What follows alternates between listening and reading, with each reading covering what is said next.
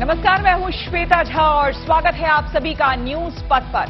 राह जिंदगी की हो या खबरों की, उसमें कई मोड़ होते हैं, कई रफ्तार होती है, कई पड़ाव होते हैं। जिंदगी से जुड़ी खबरों के साथ आपको लिए चलेंगे न्यूज पथ पर, लेकिन उससे पहले आपको बता दें कि हॉर्न ओके प्लीज में बात होगी बच्चों पर कोरोना के वार और उससे बचने के तरीकों की। सियासी ढाबे में समझेंगे कि क्या विपक्ष की एकता के सूत्रधार बनेंगे नीतीश, तो सोशल अड्डा में करेंगे देवघर मंदिर में महंगे दर्शन पर मंथन और प्रगति मार्ग में दिखाएंगे सियाचिन में कैप्टन शिवा के 100 दिन।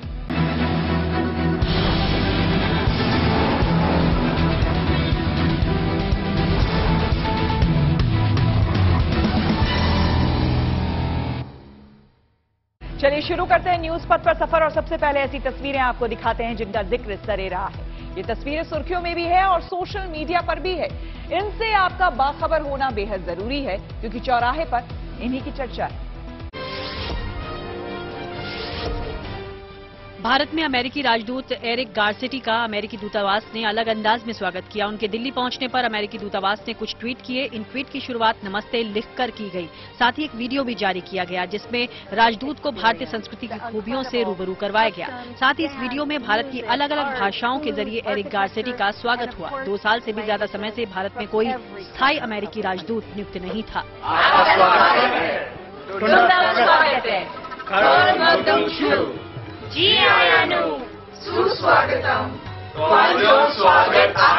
नमस्ते एम्बेसडर। उत्तराखंड के हल्द्वानी में आयोजित कुमाऊं द्वार महोत्सव का समापन हो गया। महोत्सव के आखिरी दिन इंडियन आइडल के विजेता गायक पवनदीप राजन और अरुणिता कांजीलाल ने भी हिस्सा लिया। इस दौरान उन्होंने अपनी शानदार परफॉर्मेंस से वहां मौजूद लोगों का मन मोह लिया। कुमाऊं द्वार महोत्सव में पवनदीप ने लोकगीतों के अलावा बॉलीवुड के भी गाने गाए। वहीं पवनदीप के साथ अरुणिता ने भी समा बांध दिया। क्रिकेटर आर अश्विन तमिलनाडु के खेल मंत्री उदयनिधि स्टालिन के साथ क्रिकेट खेलते नजर आए। दरअसल चेन्नई में कार्यक्रम के दौरान युवा प्रतिभाओं को बढ़ावा देने के मकसद से एक समझौता किया गया। इसके तहत स्कूली छात्रों को क्रिकेट और फुटबॉल की किट बांटी गई। साथ ही उन्हें आगे ट्रेनिंग भी देने का ऐलान किया गया। कोलकाता मेट्रो ने इतिहास रच दिया। देश में पहली बार नदी के नीचे मेट्रो ट्रेन का सफल ट्रायल किया गया। कोलकाता मेट्रो रेल कॉरपोरेशन ने इसके लिए हुगली नदी के नीचे 2 सुरंगें बनाई थी। कोलकाता मेट्रो का ईस्ट वेस्ट कॉरिडोर 15 किलोमीटर लंबा है। ये साल्ट लेक स्टेडियम से हावड़ा तक फैला है। इसमें तैयार टनल नदी से 32 मीटर की गहराई में बनाई गई है। इसके ट्रायल से पहले हावड़ा स्टेशन पर पूजा पाठ भी किया गया।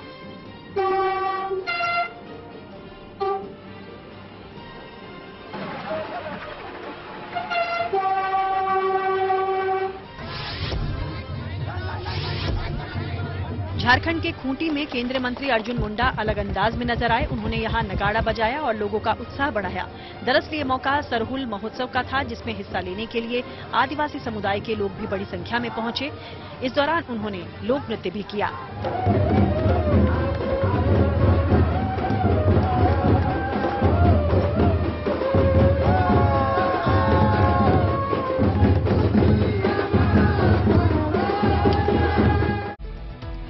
जिंदगी का सफर सुहाना हो, इसके लिए सावधान रहना जरूरी है। रोजमर्रा के आपाधापी में कुछ देर बैठकर सोचना समझना जरूरी है कि जो कुछ हो रहा है उससे हमारी जिंदगी, हमारा परिवार कैसे प्रभावित हो सकता है। इसलिए हॉर्न बजाकर बाखबर करने वाली खबर जरूरी होती है। और आज की ये खबर कोरोना या कहें कि ओमिक्रॉन के नए वेरिएंट से जुड़ी हुई है जिसकी रफ्तार बेहद तेज है। लेकिन चिंता की बात यह है कि इसकी चपेट में बच्चे भी आ रहे हैं और बीमार हो रहे बच्चों की संख्या देखते हुए डॉक्टर्स लगातार सतर्क रहने की सलाह दे रहे हैं। इसलिए जरूरी है कि हम भी सावधानी वाला हॉर्न बजाएं।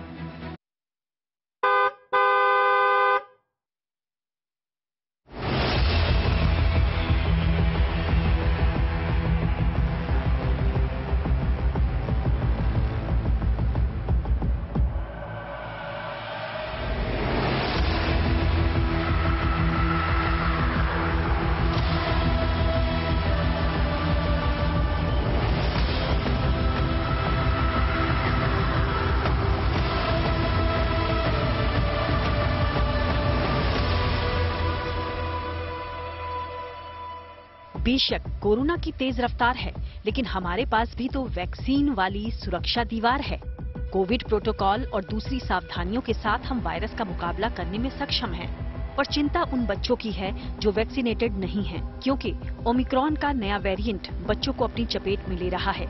इससे पहले कोरोना की लहर में बच्चे मोटे तौर पर महफूज रहे, लेकिन पिछले कुछ दिनों में जो मामले सामने आए हैं, उनमें 2 महीने से लेकर 15 साल तक के बच्चों की तादाद अच्छी खासी है। यानी इस बार चिंता बच्चों को लेकर ज्यादा है और इसलिए हॉर्न बजाना जरूरी है। पहले ये समझ लीजिए कि ओमिक्रॉन का नया वेरिएंट XBB.1.16.1 बच्चों के मामले में चिंता का सबब क्यों है। XBB.1.16 वेरिएंट है, उसमें किड्स भी अफेक्टेड हो रहे हैं और इस बहुत छोटे बच्चों से लेके 2-3 महीनों के बच्चों से लेके 10-12 साल तक के बच्चे के, मतलब जो हम लोग में एक जो कंसेप्ट थी कि बच्चे कोविड से कम प्रभावित होते हैं, इसमें हो रहा है। और इसमें सिम्टम्स थोड़े डिफरेंट हैं, जैसे फीवर बहुत हाई ग्रेड जा रहा है, कंजंक्टिवाइटिस, आंखों में स्टिकी आईज है, डायरिया है, नॉन प्रूलेंट डायरिया जिसको बोलते हैं, डायरिया है। ये जो सिम्टम्स थे पहले नहीं थे, ये नए सिम्टम्स हैं और ये XBB.1.16 वेरिएंट का है। और चूंकि इसकी इन्फेक्टिविटी एंड पैथोजेनिसिटी जो है, इतने सारे म्यूटेशंस हैं स्पाइक प्रोटीन पे, तो एक तो कि ये इम्यूनिटी को इवेट कर रहा है। बहुत सारे बच्चे हैं जो वैक्सीनेटेड नहीं हैं, 12 साल से कम उम्र के अधिकांश बच्चे वैक्सीनेटेड नहीं हैं, कुछ नेचुरल इम्यूनिटी हुई थी, तो ये चिंता का विषय है। बच्चों की इम्यूनिटी मजबूत होती है, इसलिए वो कोरोना के अब तक के सभी वेरिएंट से कम प्रभावित हुए, लेकिन ओमिक्रॉन XBB.1.16.1 उन्हें बीमार कर रहा है। और इसकी एक बड़ी वजह ये भी है कि उनके पास वैक्सीन का रक्षा कवच नहीं है। इसलिए जरूरी है कि बच्चों के मामले में सावधानी ज्यादा बरती जाए। इसके लिए आपको लक्षण की पहचान होनी चाहिए। ये लक्षण हैं तेज बुखार, बहती नाक और खांसी के अलावा कंजक्टिवाइटिस और आंखों से पानी आना। ये बच्चों में ओमिक्रॉन के नए वायरस के लक्षण हैं, जो जाहिर है बहुत गंभीर नहीं है, लेकिन सतर्क रहना इसलिए जरूरी है क्योंकि ये वायरस बेहद संक्रामक है, यानी तेजी से बच्चों को अपनी चपेट में ले सकता है। कहने की जरूरत नहीं कि बच्चों का खास ध्यान रखना होगा। अगर बच्चे को 5 दिन से तेज बुखार है, उसकी खांसी लगातार बढ़ रही है, बच्चा ज्यादा सुस्त हो गया है, कुछ भी खाने या पीने में असमर्थ है, उसे सांस लेने में परेशानी हो रही है या फिर दस्त की समस्या है, तो तुरंत डॉक्टर से मिले। अगर RT-PCR टेस्ट पॉजिटिव आता है तो डॉक्टर दवाएं देकर आसानी से वायरस की रोकथाम कर पाएंगे। अपनी मर्जी से बच्चों को दवा देने की गलती न करें और न ही लापरवाही बरतें, कुछ एहतियात जरूर बरतें। मसलन स्कूल और बाहर खेलने के लिए बच्चों को मास्क पहनाएं। बाहर से आने के बाद बच्चों के हाथ और चेहरे को अच्छी तरह साफ करें। बच्चों में संक्रमण बड़ों से हो सकता है, इसलिए न सिर्फ बच्चों को बल्कि खुद की भी सुरक्षा यानी कोविड प्रोटोकॉल जरूरी है। सोशल डिस्टेंसिंग, भीड़-भाड़ वाली जगहों से दूरी, मास्क का इस्तेमाल और बार-बार हाथ धोने को फिर आदत में शामिल करें और दूसरों को सावधान करने के लिए हॉर्न बजाते रहें।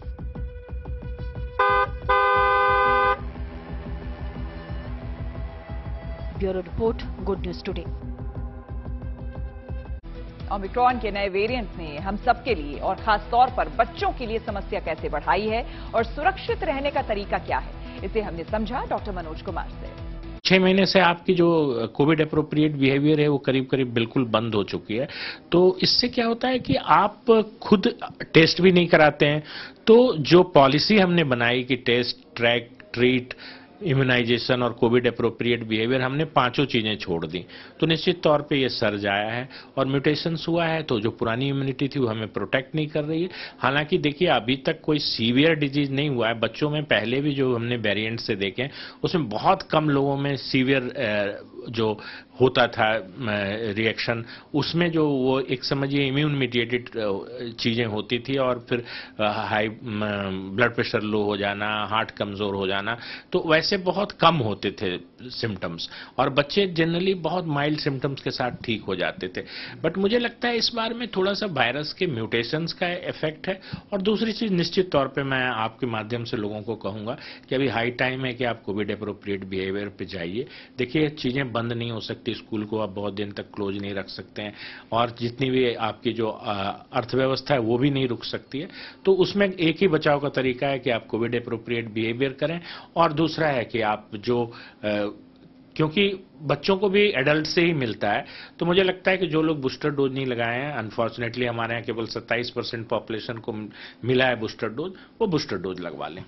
अतीक फिर पहुंच गया प्रयागराज। चलिए आपको सीधे लिए चलते हैं न्यूज एक्सप्रेस वे पर, जहां देश से जुड़ी कुछ और जरूरी खबरें कर रही हैं आपका इंतजार। उमेशपाल हत्याकांड में घिरे अतीक अहमद को करीब 2 हफ्ते बाद फिर साबरमती से प्रयागराज लाया गया, जहां उसे नैनी जेल में रखा गया है। अब उसकी उमेशपाल हत्याकांड में अदालत में पेशी होगी। इससे पहले रास्ते में लाते वक्त अतीक ने कहा कि वो मिट्टी में मिल चुका है, उसका परिवार बर्बाद हो चुका है। वहीं अतीक ने यह भी दावा किया कि उसे नहीं पता कि उसकी पत्नी और बेटे कहां हैं। कर्नाटक के पूर्व मुख्यमंत्री जगदीश शेट्टार ने दिल्ली में बीजेपी अध्यक्ष जेपी नड्डा से मुलाकात की। इस दौरान उन्होंने बताया कि वो चुनाव लड़ना चाहते हैं। एक दिन पहले बीजेपी ने अपने उम्मीदवारों की पहली सूची जारी की थी। इस बीच कर्नाटक के सीएम बसवराज बोम्मई ने दक्षिण कन्नड़ में मंजुनाथ मंदिर में दर्शन किए। दिल्ली के पूर्व डिप्टी सीएम मनीष सिसोदिया की जमानत याचिका पर राउस एवेन्यू कोर्ट में सुनवाई हुई, लेकिन अभी उन्हें कोई राहत नहीं मिली। दरअसल ईडी ने अदालत में उन्हें जमानत देने का विरोध किया। अब इस मामले में 18 अप्रैल को अगली सुनवाई है।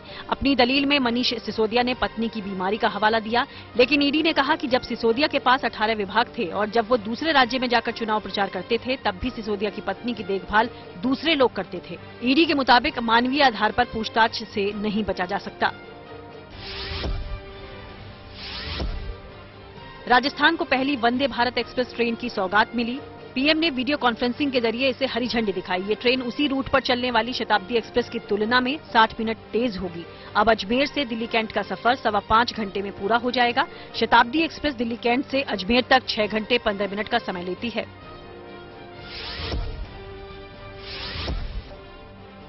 यूपी के मुख्यमंत्री योगी आदित्यनाथ ने कोरोना के मामलों को लेकर लखनऊ में एक बैठक की। इसमें उन्होंने अधिकारियों को हर जरूरी कदम उठाने के निर्देश दिए ताकि कोरोना संकट से बचा जा सके।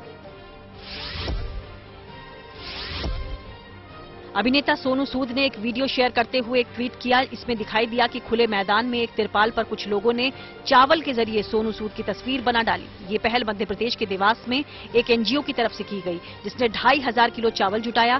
फिर जिन चावलों से सोनू सूद की तस्वीर उकेरी गई, उसे जरूरतमंदों में बांट दिया गया। ये तस्वीर बनाने और प्यार जताने के लिए सोनू सूद ने अपने प्रशंसकों का शुक्रिया अदा भी किया। और खबरों के एक्सप्रेसवे से रुक करते हैं सियासी ढाबे का, जहां आज की सबसे दिलचस्प खबर मौजूद है। दिल्ली में आज राहुल और नीतीश की मुलाकात हुई। 2024 के चुनावी मुकाबले के लिहाज से इस मुलाकात के बड़े मायने हैं, क्योंकि माना जा रहा है कि कांग्रेस और विपक्षी पार्टियों का मोर्चा बनाने के लिए नीतीश को कांग्रेस से हरी झंडी मिल गई।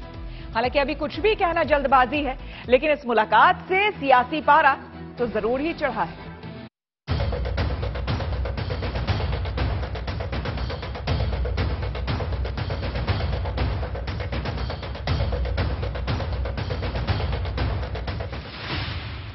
मुलाकात हुई, कुछ बात हुई, और जो बात हुई उसके बाद इस चर्चा की शुरुआत हुई कि कांग्रेस के साथ विपक्षी पार्टियों का साझा मोर्चा कैसे बने। राहुल की मौजूदगी में नीतीश ने 2 बातें साफ कर दी। पहली तो ये कि वो विपक्षी एकता के सूत्रधार बन सकते हैं। दूसरा ये कि विपक्षी पार्टियों को साथ लाने का कोई प्लान उनके पास है। अधिक से अधिक पार्टियों को पूरे देश में एकजुट करने का प्रयास करें, और उसके लिए हम लोग अपना कोशिश करेंगे। सब लोग एग्री करेंगे, वो सब लोग बैठेंगे और एक साथ हम लोग आगे का काम करेंगे, मिलकर के चलेंगे। ये बात तय हो गई है। कांग्रेस अध्यक्ष मल्लिकार्जुन खड़गे के आवास पर राहुल और नीतीश की मुलाकात 2024 की रणनीति के लिहाज से बेहद अहम है। वैसे तो जेडीयू और आरजेडी के साथ कांग्रेस पहले से गठबंधन में है, लेकिन क्या इस गठबंधन में दूसरे दल भी आएंगे और उसकी सूरत क्या होगी? फिलहाल यही बड़ा सवाल है।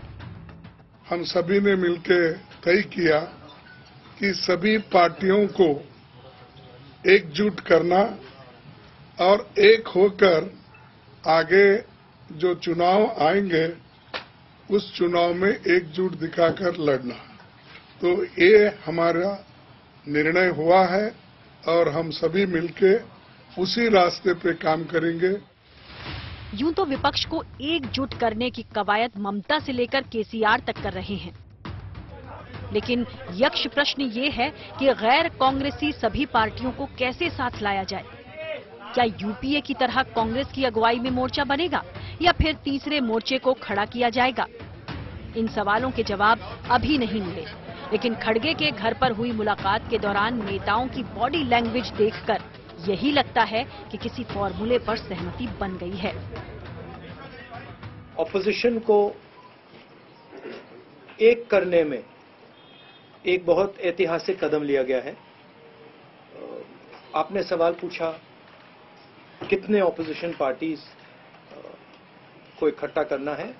देखिए, ये एक प्रोसेस है और ऑपोजिशन का जो देश के लिए विजन है उसको हम डेवलप करेंगे और जितनी भी पार्टियां हमारे साथ चलेंगी उनको हम सबको एक साथ लेकर जो देश में आइडियोलॉजिकल लड़ाई चल रही है, विचारधारा की लड़ाई चल रही है, उसको लड़ेंगे। बताया जा रहा है कि इस महीने के आखिर तक विपक्षी पार्टियों की एक बैठक दिल्ली में हो सकती है। सूत्र बता रहे हैं कि सभी को जोड़ने में जो रुकावटें हैं उनको दूर करने की जिम्मेदारी नीतीश उठाएंगे। अब सवाल ये उठता है कि मोर्चा अगर बन भी गया तो चेहरा कौन है, और इसी सवाल पर मौन है।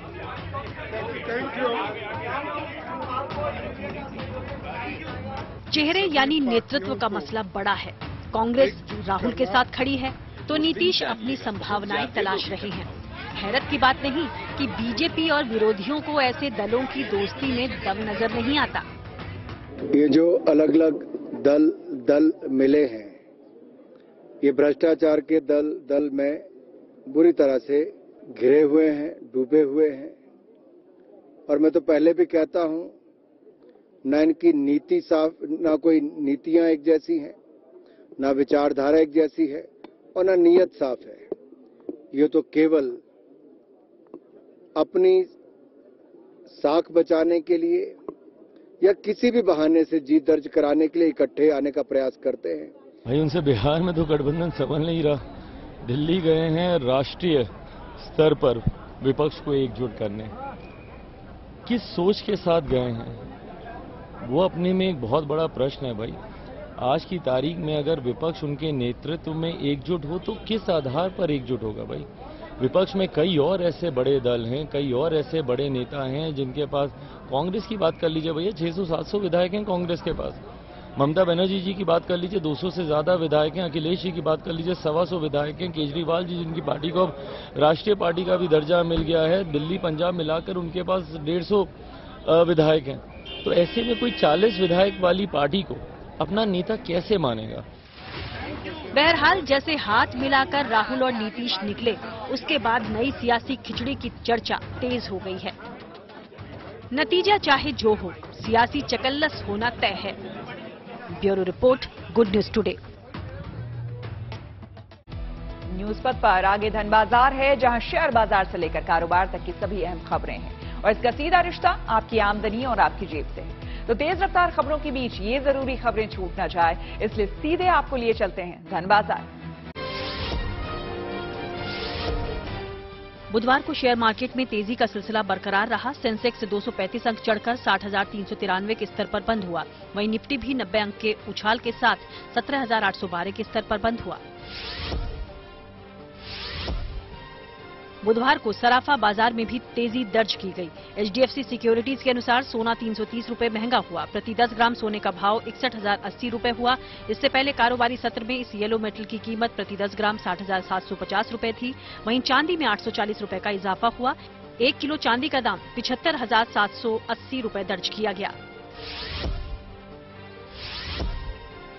लगातार दूसरे महीने खुदरा महंगाई दर के आंकड़े में गिरावट आई। मार्च में सीपीआई इन्फ्लेशन रेट घटकर 5.66% रही। बीते साल मार्च में खुदरा महंगाई दर 6.95% थी। देश के औद्योगिक उत्पादन सूचकांक यानी IIP के आंकड़े भी जारी कर दिए गए। औद्योगिक उत्पादन फरवरी महीने में 5.6% की दर से बढ़ा। इससे पहले जनवरी में IIP 5.2% था। इस तरह लगातार दूसरे महीने IIP बढ़ने की दर 5% से ज्यादा रही। खबरें हैं कि रॉयल एनफील्ड इलेक्ट्रिक बाइक ला सकती है। इस पर कंपनी की तरफ से काम शुरू हो गया। कंपनी एक इलेक्ट्रिक मोटरसाइकिल के प्रोटोटाइप पर काम कर रही है। ये प्रोटोटाइप वर्जन इसी साल तैयार हो सकता है। और अब रुक करते हैं प्रगति मार्ग का, जहां ऐसी खबरें हैं जो कि देश की तरक्की, प्रगति और लोगों की काबिलियत दिखाती है। आज बात देश की पहली लेडी ऑफ सियाचिन के नाम से मशहूर हो चुकी कैप्टन शिवा चौहान की करेंगे, जिन्होंने वहां रहकर 100 दिन पूरे कर लिए हैं। इसी साल 2 जनवरी को कैप्टन शिवा की सियाचिन में फायर एंड फ्यूरी सपर्स टीम में तैनाती हुई थी।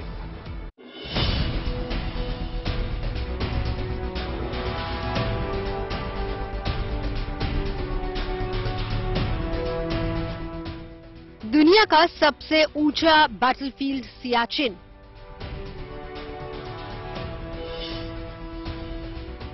वो इलाका जहां बर्फ के अलावा कुछ भी दिखाई नहीं देता।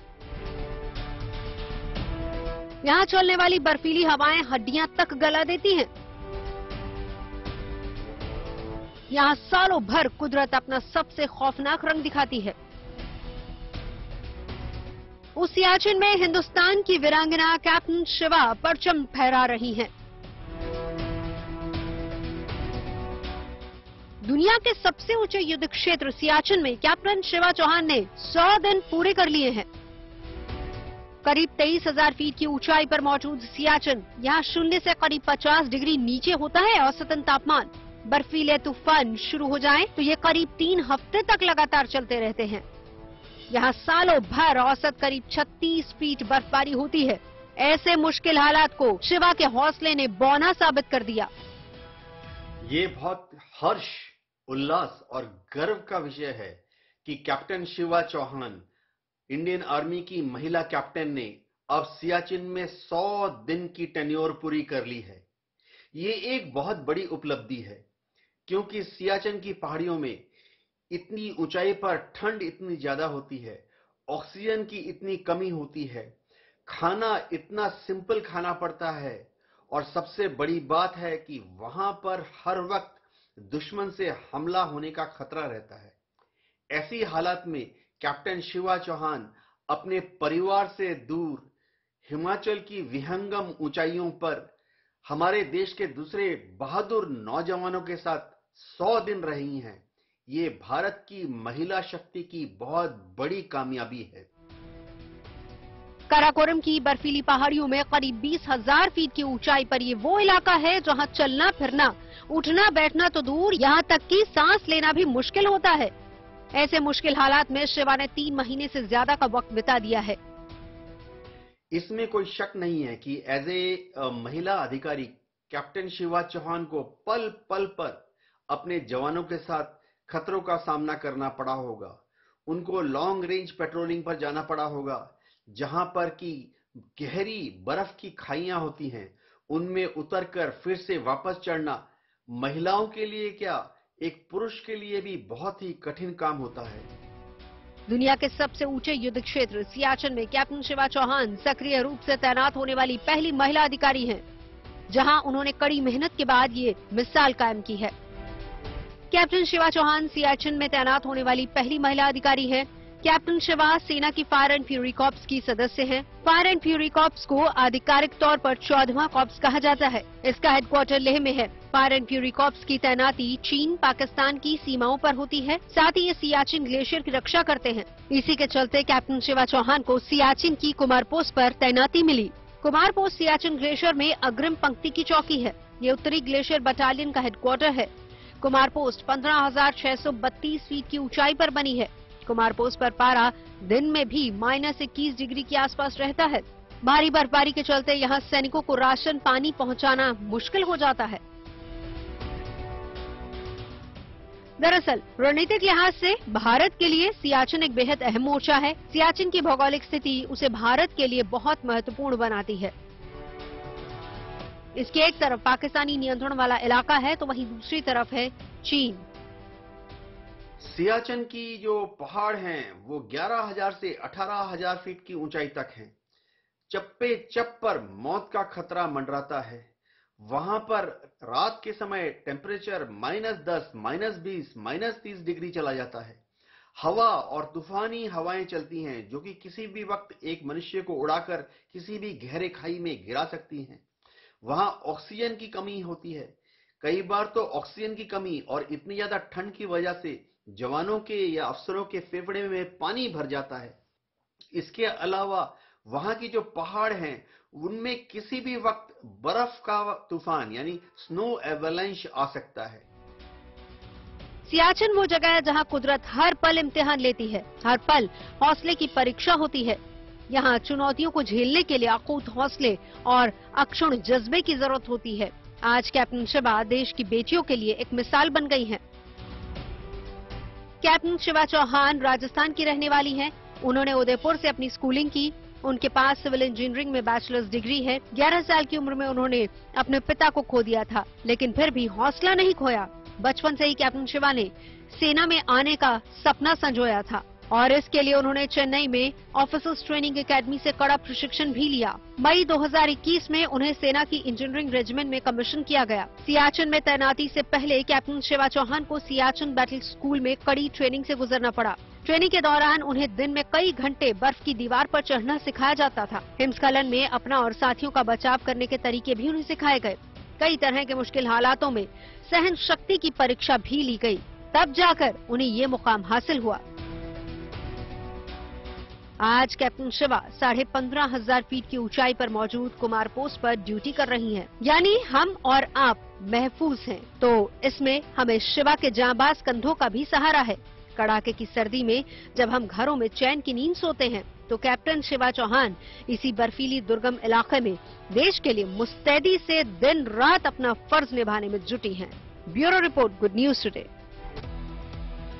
न्यूज पथ पर आप सोशल अड्डा पर थोड़ा सा रुकते हैं और आज के मुद्दे पर लोगों की राय जानते हैं। सोशल अड्डा में आज का मुद्दा देवघर के विश्व प्रसिद्ध बाबा बैद्यनाथ धाम से जुड़ा हुआ है। मंदिर में स्थित ज्योतिर्लिंग के दर्शन के लिए बड़ी संख्या में श्रद्धालु यहां पहुंचते हैं। ज्योतिर्लिंग के दर्शन करने के लिए श्रद्धालुओं को लंबी लाइन में लगना पड़ता है। श्रद्धालुओं को जल्द दर्शन कराने के लिए मंदिर में शीघ्र दर्शनम कूपन की व्यवस्था लागू है।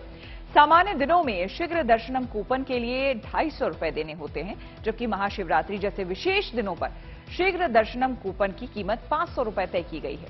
लेकिन अब इस कूपन की कीमत बढ़ाने की तैयारी हो रही है। देवघर प्रशासन के मुताबिक पिछले 2 वर्षों में बाबा बैद्यनाथ धाम आने वाले श्रद्धालुओं की संख्या में करीब 5 गुना बढ़ोतरी हुई है। ऐसे में देवघर के उपायुक्त मंजुनाथ भयंत्री ने मंदिर की समन्वय समिति के साथ व्यवस्था बेहतर करने को लेकर चर्चा की, जिसमें यह विचार किया गया है कि ज्यादा भीड़ वाले दिनों में श्रद्धालुओं की सुविधा के लिए मंदिर के गर्भगृह में अर्घा सिस्टम लागू किया जाए और शीघ्र दर्शनम कूपन की कीमत भी बढ़ाई जाए।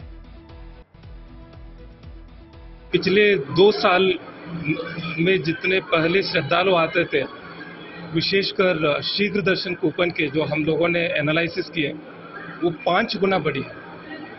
तो यहाँ के सभी पंडा समाज के लोग और यहाँ के शहर के लोग इससे काफ़ी खुश हैं कि इससे एक इकोनॉमी भी बढ़ेगी और शहर को एक गति मिलेगी।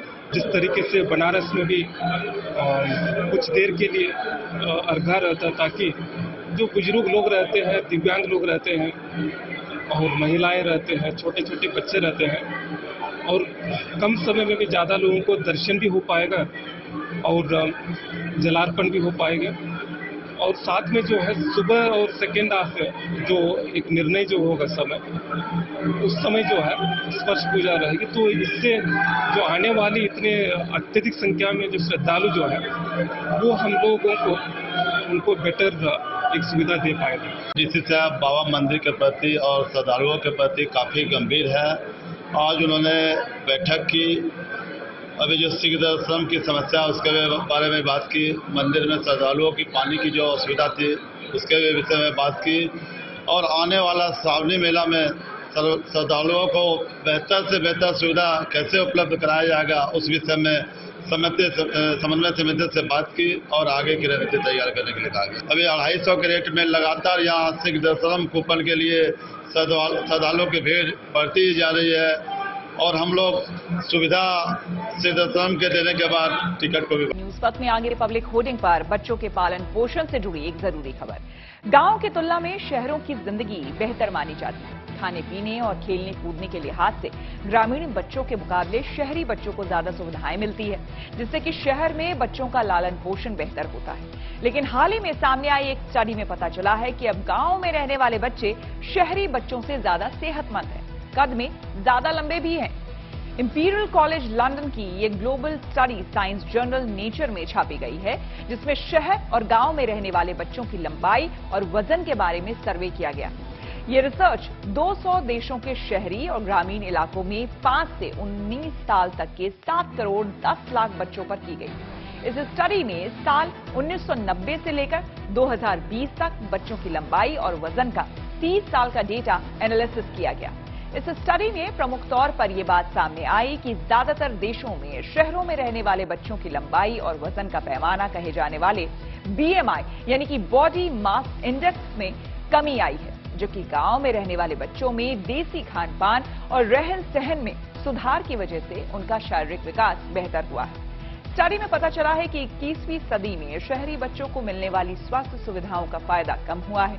1990 में शहर में रहने वाले बच्चों का BMI यानी वजन ग्रामीण बच्चों से थोड़ा ज्यादा रहता था, लेकिन 30 साल बाद 2020 तक शहरी और ग्रामीण बच्चों के बीच BMI का अंतर बहुत कम रह गया।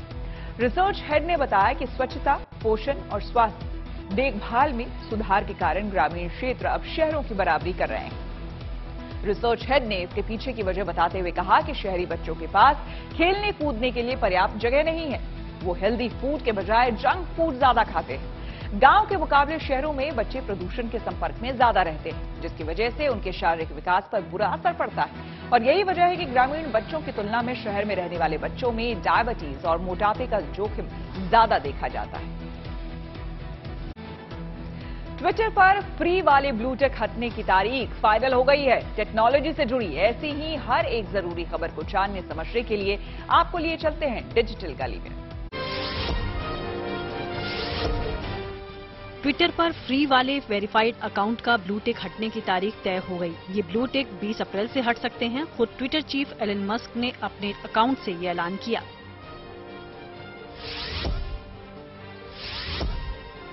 खबर है कि अमेरिका में आर्टिफिशियल इंटेलिजेंस से जुड़े नियम बनाने को लेकर स्टडी शुरू हो गई। इसमें यह भी देखा जाएगा कि राष्ट्रीय सुरक्षा और शिक्षा पर इसका कितना असर होगा। अमेरिका का दूरसंचार विभाग ये स्टडी करवा रहा है। इसके बाद वो व्हाइट हाउस को अपनी रिपोर्ट सौंपेगा।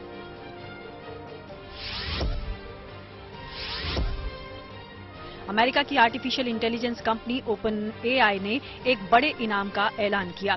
दरअसल कंपनी ने दावा किया कि उसके चैटबॉट मॉडल ChatGPT में किसी तरह के बग की कोई गुंजाइश नहीं है। हालांकि कंपनी ने यह भी बताया कि अगर फिर भी कोई बग ढूंढ निकालेगा तो उसे $20,000 यानी भारतीय रुपयों के हिसाब से करीब 16 लाख रुपए इनाम के तौर पर दिए जाएंगे।